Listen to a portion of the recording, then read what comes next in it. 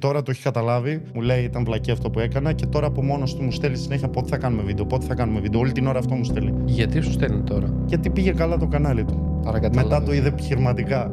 Ναι. Εκείνη τη στιγμή δεν μπορούσε να το αντιληφθεί όμως. Τώρα όλη την ώρα πότε θα έρθεις. Το καλύτερό του, αν πάω Καβάλα, το καλύτερό του. Αυτό με είχε ανατριχιάσει λίγο που βγήκε στο ίντερνετ με τον Chris Market την Αγγλία. Δεν ξέρω περισσότερες πληροφορίες. Ναι. Δεν τον έχει ρωτήσει τι έγινε. Γιατί έχει βγει δεν τον έχω ρωτήσει. Δεν τηρούσε τα πρότυπα υγιεινής. Δεν το λέω σαν. Να τον καλέσει εδώ να σου πει ο ίδιος. Εγώ δεν ξέρω και ούτε κάθομαι να συζητάω τι έκανε ο άλλος στη ζωή του. Αυτός ξέρει και αυτοί που συναναστρέφεται.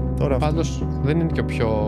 Δηλαδή λέει και στο βίντεο σου έλεγε ότι τον έχουν χακάρει και όλα αυτά πιστεύεις είναι αλήθεια? Κοίτα, ότι έχουν προσπαθήσει να τον τρολάρουν, ισχύει. Να του χακάρουν και να έχει παντού στον τοίχο κάμερες, σίγουρα δεν ισχύει 100%. Ότι έχουν πάρει τον αριθμό του και του λένε ό,τι ασυναρτησία, ό,τι hack μπορείς να φανταστείς. Πάταγε links, τον έχουν ντοξάρει, έχουν πάρει πρόσβαση στα social media του, στο YouTube του, όλα αυτά έχουν γίνει από δικό του λάθος.